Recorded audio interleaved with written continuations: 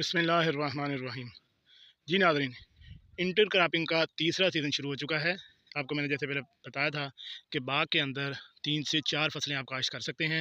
3-3 महीने की आपकी फसलें हों, या आप ऐसी फसल लगाएं कि जिसका कद जो है 2 से 3 फुट, हद जो है वो 3.5 फुट कद जाए, और उसको आप 3 महीने के अंदर ख़त्म कर लें। पहले हमने इसके अंदर बरसीन काश्त की थी। बरसीन को 3 महीने हमने चलाया। उसके बाद फिर हमने इसमें ज्वार काश्त कर दी। ज्वार भी जब 3 फुट तक कद पहुँचा तो फिर हमने उसको काट लिया, और अब इसमें हमने तिली काश्त कर दी है। अब ये 9वां महीना चल रहा है, यानी 9 महीने की फसल में 3-3 महीने की फसल में हमने तीसरी फसल काश्त कर दी है। वैसे आज जो है 27 मई जो है वो हो चुकी है, और ये हमने लेट काश्त, तो तिली हमारी थोड़ी सी लेट हो गई थी वो ज्वार काटने की वजह से। तो लेकिन यह है कि अभी इसका सीज़न चल रहा था, तो इसमें इंशाल्लाह हमने जो लगाई है वो तिली, वो बेहतरीन इसकी जर्मिनेशन होगी। दूसरा जो आपको मैं बताऊं कि जैसे ये देखें कि हमने किसी किस्म का लालच नहीं किया। ये दरमियान वाला जो बेड है, ये सारा का सारा टोटली खाली छोड़ दिया है। ये हिस्सा ये देखें, ये हिस्सा जो है ये सारा खाली, इस साइड पे जो है सारा खाली छोड़ दिया है। सिर्फ लंबी लाइनें जो हैं बनाई हैं।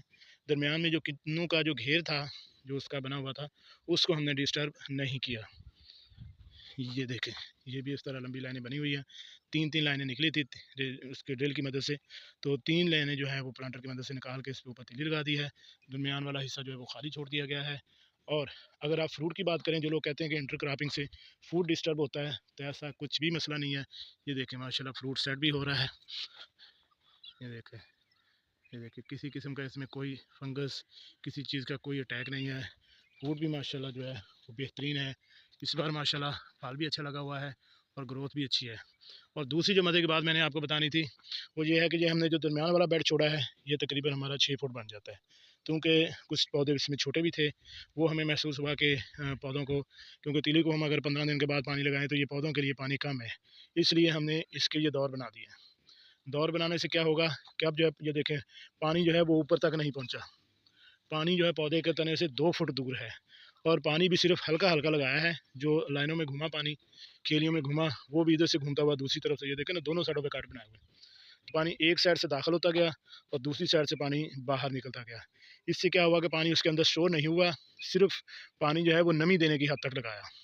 तो अगर आप भी बागबान हैं तो आप इस तरीके से फसलें जो हैं वो 3-3 महीने की फसलें लगाएं। तो इससे एक तो ये होगा कि ये देखें, दोनों तरफ रूटावेटर चलाने से इसके नीचे से जो घास फूस जड़ी बूटियाँ दरमियान में वो भी ख़त्म होगी। अब जो है जब इसमें जो भी फ्लड करेंगे, जो खाद वगैरह जो है, जो लिक्विड जो है, वो भी पौधे के लिए बेहतरीन होगी। पौधे भी साफ़ सुथरे, हर किस्म के फंगस वगैरह से जो है वो पाक हैं, और फ्रूट भी माशाल्लाह बेहतरीन है। तो अगर आप भी बागबान हैं और आप इसी शशपंज में हैं कि हम कोई फसल लगाएं या ना लगाएं, या लोग आपको कहते हैं कि इसके अंदर फसल ना लगाएं, तो मेरा ये मशवरा है कि अगर आपका दिल कर रहा है तो आप फसलें लगाएं। लेकिन फसलों का सबसे पहले यही है कि टाइम पीरियड जो है वो कम से कम हो, यानी 3 महीने, हाँ जो है वो 3.5 या 4 महीने के बाद आप इस फसल को ख़त्म कर दें, और इसके बाद वो नई फसल लगाएं। और जो भी फसल लगाएं उसका कद जो है वो 2.5 फुट, 3 फुट या 3.5 फुट हो, और 3 महीने के अंदर वो फसल ख़त्म करके आप उसके अंदर दोबारा नई फसल लगा लें।